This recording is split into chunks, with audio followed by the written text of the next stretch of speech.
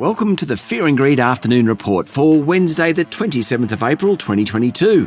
I'm Sean Aylmer. Every afternoon we bring you the 5 news items that happened today that you need to know about. Let's jump into it. Story number 1, the S&P ASX 200 closed down 0.8% today to 7,261 points following the release of inflation figures showing price rises more than expected. The headline inflation rate rose 5.1% for the 12 months to the end of March, the biggest jump since the introduction of the GST more than 20 years ago. And the underlying rate rose 3.7%. That means rates could rise sooner than expected, and that weighed on the market. The tech stocks were among the hardest hit. WiseTech Global and Xero both fell by around 1%. EML Payments and Afterpay owner Block were down 6%, while Buy Now Pay Later group Zipco was off 5%. The banks also tumbled, with Commonwealth Bank, National Australia Bank, Westpac and Macquarie down 2% and ANZ off 2.5%. The retailers performed poorly, with Woolworths and Coles both down more than 2%, while Wesfarmers fell 1.5%. On the other side of the ledger, the energy stocks did pretty well after oil prices gained ground.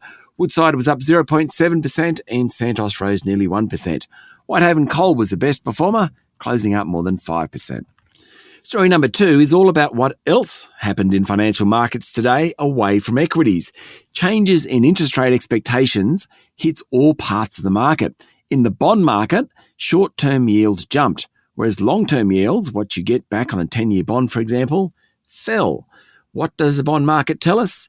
Well, the Reserve Bank will hike rates very soon and keep hiking aggressively throughout the year. That's if you believe the bond market investors. The Aussie dollar jumped. Remember, it's been beaten up recently off the back of lower prices for some commodities and expectations of big rate hikes in the United States. But now that the local central bank is expected to move on rates, the Aussie dollar is more attractive to investors. It's currently trading under 72 US cents.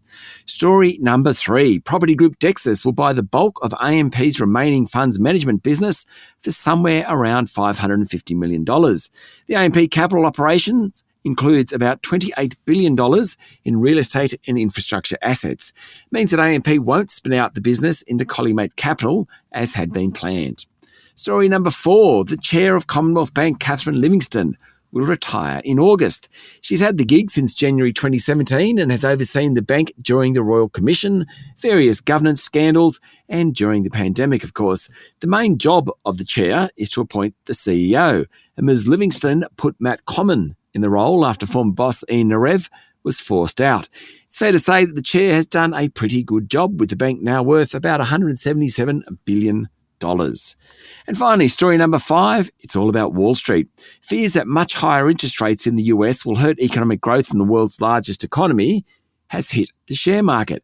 This morning, the broad-based S&P 500 hit a 6-week low, while the tech-heavy Nasdaq tumbled 4%. It was the biggest drop for the Nasdaq since September 2020, and it's now down 22% from its record close in November last year.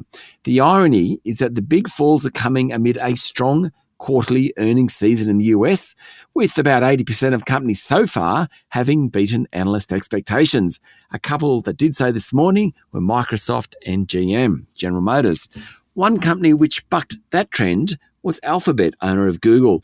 It posted an 8% decline in profit on the back of slowing growth for advertising on YouTube and search. That's it for the afternoon report for Wednesday, the 27th of April, 2022. Michael Thompson and I will be back tomorrow morning for the Thursday edition of Fear and Greed. I'm Sean Aylmer. Enjoy your evening.